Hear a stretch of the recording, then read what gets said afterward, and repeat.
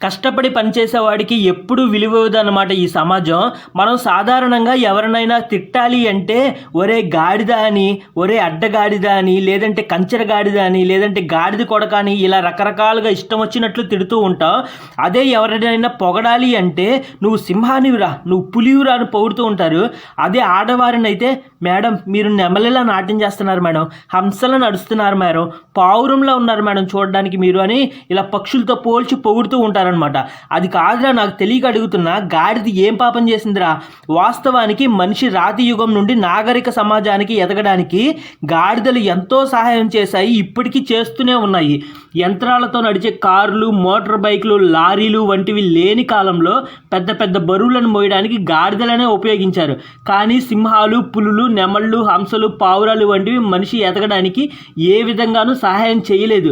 వీటి వలన పరోక్షంగా ఏమైనా సహాయం జరిగిందో లేదో నాకు తెలియదు, కానీ గాడిదలు మాత్రం మనిషితో పాటే ఉండి మనిషి ఎదుగుదలకు సహాయపడ్డాయి. కానీ ఎవరినైనా తిట్టాలన్నా కించపరచాలన్నా గాడిదతో పోల్చి తిట్టేస్తాం. కష్టానికి విలువ ఇవ్వని సమాజం మనది. మరీ ముఖ్యంగా మన దేశంలో కష్టపడే వాడికంటే గట్టిగా మాట్లాడుతూ హెచ్చులు పోయే వాడికే ఎక్కువగా విలువిస్తుంది అనమాట మన భారతీయ సమాజం. ఒక ఉదాహరణ చెప్పాలంటే పెట్రోల్ బంకుల్లో చూడండి, కారులో వచ్చి 1000 రూపాయలకి 2000 రూపాయలకి పెట్రోల్ కొట్టించుకునే వారికి వంగి దండాలు పెడుతుంటారు అక్కడ పనిచేసే వాళ్ళు. అదే ఒక పెద్ద లారీలో వచ్చి 40,000 50,000కి పెట్రోల్ కొట్టించుకున్నారనుకోండి, అతన్ని పట్టించుకోరనమాట. అలా 40,000 50,000 పెట్రోల్ కొట్టించుకునే వారికి విలువే ఇవ్వరనమాట. ప్రతి చోట ఇదే పరిస్థితి. క్రికెట్లో చూడండి, 2011లో జరిగిన వరల్డ్ కప్ ఫైనల్ మ్యాచ్లో గౌతమ్ గంభీర్ 97 పరుగులు తీశాడు. ఉద్దండులైన సచిన్, సెహ్వాగ్ వంటి ఓపెనర్స్ మొదటి 2 ఓవర్స్లోనే అవుట్ అయిపోతే ఎంత ఒత్తిడి ఉంటుందో మీరే తెలుసుకోండి. అంత ఒత్తిడిలో గౌతమ్ గంభీర్ ఆటను నిలబెట్టాడు.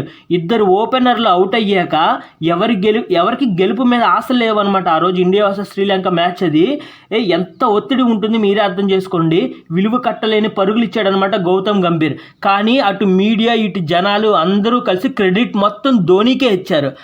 అంతకుముందు 2007లో జరిగిన T20 వరల్డ్ కప్లో ఫైనల్లో కూడా ఇంతే జరిగింది. ఇండియా వర్సెస్ పాకిస్తాన్ మ్యాచ్ అనమాట అది. టీం అంతా కలిసి 82 పరుగులు చేస్తే గౌతమ్ గంభీర్ ఒక్కడే 75 పరుగులు చేశాడు. కానీ క్రెడిట్ మాత్రం ధోనీకే ఇచ్చారు. గంభీర్కి అసలు ఏ క్రెడిట్ ఇవ్వలేదు జనాలు. నిజంగా కష్టపడేవాడిని గుర్తించదు ఈ సమాజం. షో చేసేవాడిని, యారగెంట్గా మాట్లాడేవాడిని, సొంత డబ్బా కొట్టుకునేవాడినే భుజాల మీద మోస్తుంది ఈ సమాజం అనమాట. ఇప్పుడు చూడండి, ఈ ఐబొమ్మగాడి విషయంలో జరుగుతుంది కూడా అదే. ఇండియాలో ఉంటూ కోట్ల పెట్టుబడులు పెడుతూ లక్షల మంది సినిమా కార్మికులకు ఉపాధి కల్పిస్తూ సినిమాలను నిర్మించే మన తెలుగు సినిమా నిర్మాతలు ఈరోజు జనం దృష్టిలో విలన్లు అయిపోయారు.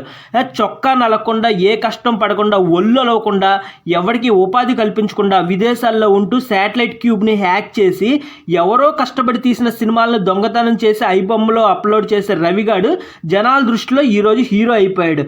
ఒక దొంగకు ఇచ్చిన విలువ పెట్టుబడిదారుడికి ఇవ్వడం లేదు మన సమాజం. ఒక దొంగకి ఇచ్చిన విలువ ఉపాధి కల్పించే వ్యక్తులకు ఇవ్వడం లేదు మన సమాజం. ముఖ్యంగా మన భారతీయ సమాజం, మన తెలుగు సమాజం అన్నమాట. ఆ ఐబొమ్మ రవిగాడు పేదల పాలిట హీరో అంట. నిజానికి వాడు పేదల పాలిట హీరో కాదు, ఉచితాలకు వెంపర్లాడే సోంబేరిగాళ్ల పాలిట హీరో అనమాట వాడు. థియేటర్లో టికెట్ల రేట్లు పెరిగాయి అని అంటున్నారు, థియేటర్లో తినుబండారాల ధరలు పెరిగాయి అని అంటున్నారు, అందుకే థియేటర్కి వెళ్ళలేకపోతున్నాం అని అంటున్నారు.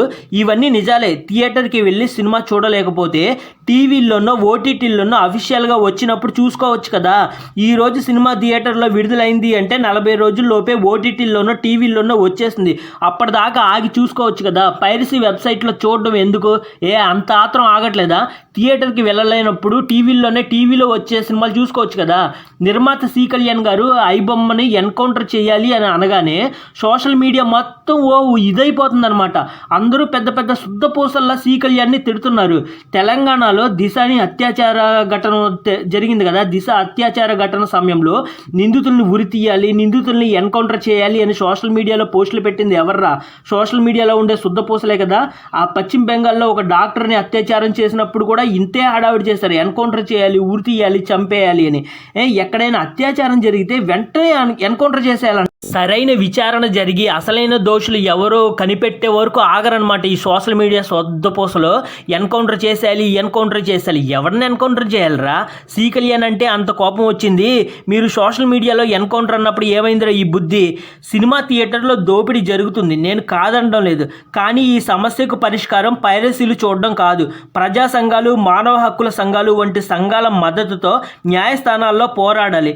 న్యాయస్థానాల్లో కేసులు వేస్తే సమస్యకు పరిష్కారం దొరుకుతుంది. మీ ఇంట్లో పెళ్ళికి వచ్చిన పిల్ల పెళ్ళికి బంగారం కొనడానికి మీ దగ్గర డబ్బు లేకపోతే బంగారం అమ్మే దుకాణాల్లో దొంగతనానికి వెళ్తారా ఏంట్రా? పెళ్లి ఖర్చులకి డబ్బు సరిపోకపోతే బ్యాంకులు కన్నాలు వేస్తారా? అలా చెయ్యరు కదా, ఉన్నంతలో సర్దుకుపోతారు. మరి ఈ సినిమా విషయంలో ఎందుకు పైరసీలు చూస్తున్నారు?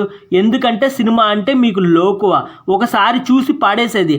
అంతేగాని దాని వెనుక ఎంతమంది కష్టపడుతున్నారు, నిర్మాతలు ఎంత కష్టపడుతున్నారో మీకు అనవసరం. ఎవరు ఎటు పోయినా మీకు పర్వాలేదు, పెట్టుబడులు పెట్టేవాళ్ళు ఎంత నష్టపోయినా మీకు పర్వాలేదు.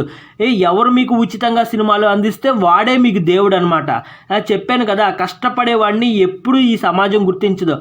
అంతా అయిపోయాక షో చేసేవాడిని హీరోగా గుర్తిస్తుందనమాట. పని చేసుకోరా అని ఎవడన్నా పనిప్పిస్తే వాడిని విలన్గా చూస్తారు. అదే తీసుకోరా అని డబ్బులు ఉచితంగా పంచిపెట్టామనుకో వాడిని హీరోగా చూస్తారనమాట.